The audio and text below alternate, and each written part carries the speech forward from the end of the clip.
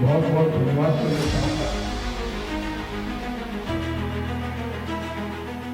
हरियाणा में हुड्डा के एक दांव में खुद कांग्रेस फंस गई है।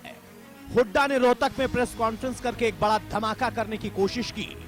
3 निर्दलीय विधायकों का समर्थन कांग्रेस को दिलाकर हुड्डा ने दावा किया, अब सरकार अल्पमत में है और सरकार गिर जाएगी।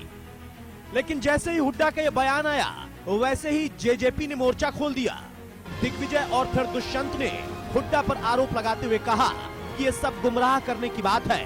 हुड्डा जो अब करना चाहिए था वो पहले ही कर चुके हैं, यानी सरकार के खिलाफ अविश्वास प्रस्ताव वो 1 महीने पहले ही ला चुके हैं।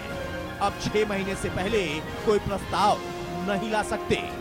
यानी को भी कहना चाहेंगे कि आज जो गणित बनता है, उस गणित के अंदर जब अल्पसंख्यक में सरकार है, अगर कदम उठाया जाए कि इस सरकार को ड्यूरिंग इलेक्शंस घेरा जाए, तो हम इस पर पूरी तौर पर विचार करेंगे कि बाहर से इस सरकार को घेरने के लिए उनका समर्थन। आज की बीजेपी की सरकार अल्पमत में चली गई है और यही बयान दिया है चौधरी भूपेंद्र हुड्डा जी। अल्पमत में जब कोई सरकार चली जाती है तो नेता प्रतिपक्ष की एक जिम्मेवारी है कि वो उसके खिलाफ गवर्नर से मिले, महामहिम से मिले। अल्पमत की सरकार कोई भी कैबिनेट का फैसला नहीं ले सकती है, कोई भी संवैधानिक फैसला नहीं ले सकती है, तो उसके खिलाफ वो गवर्नर से मिले, सरकार को बर्खास्त कराने के लिए अप्रोच करे और फिर महामहिम की संवैधानिक जिम्मेवारी है कि वो विपक्ष को मौका दे। मैं हुड्डा जी से ये कहूं और उनसे ये पूछूं कि अब वो किस चीज का इंतजार कर रहे हैं। हरियाणा की सरकार अल्पमत में है, इतना क्रूशियल समय है, 1 मिनट भी नायब सैनी को कुर्सी पर नहीं बैठने देना चाहिए। अब तो अब इंतजार किस चीज का है? भूपेंद्र हुड्डा, इसीलिए मैं कहता हूं, हैंड इन ग्लव हैं बीजेपी के साथ। दरअसल हुड्डा ने रोहतक में 3 निर्दलीय विधायकों का कांग्रेस को समर्थन दिलाते हुए दावा ठोक दिया कि सरकार अल्पमत में है और अब हरियाणा की सरकार खतरे में है।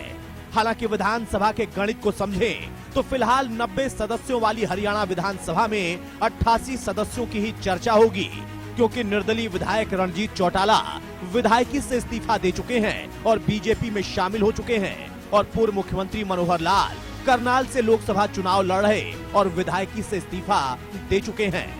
और अब वहां उपचुनाव में नायब सैनी मैदान में है। बीजेपी को बहुमत के लिए 45 सदस्यों का साथ चाहिए, जबकि उनके पास 44 का आंकड़ा है।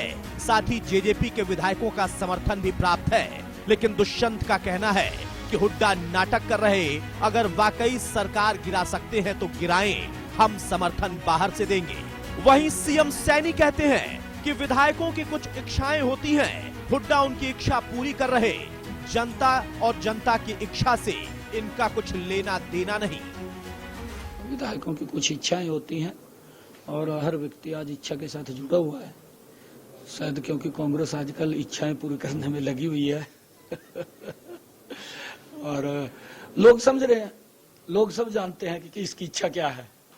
क्योंकि कुछ लोगों को, जैसे कांग्रेस है, कांग्रेस को जनता की इच्छाओं से मतलब नहीं है, उनको तो अपनी इच्छाओं से मतलब है कि हमने अपनी इच्छाएं पूरी करनी है। कांग्रेस लगी हुई है तो उनकी इच्छाएं पूरी करने में, और आगे तो जनता ने उनकी इच्छाएं पूरी करनी है।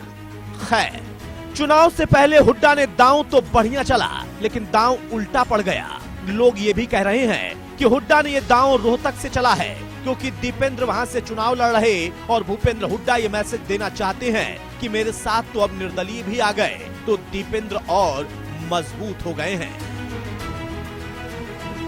Bureau report, India news, Haryana.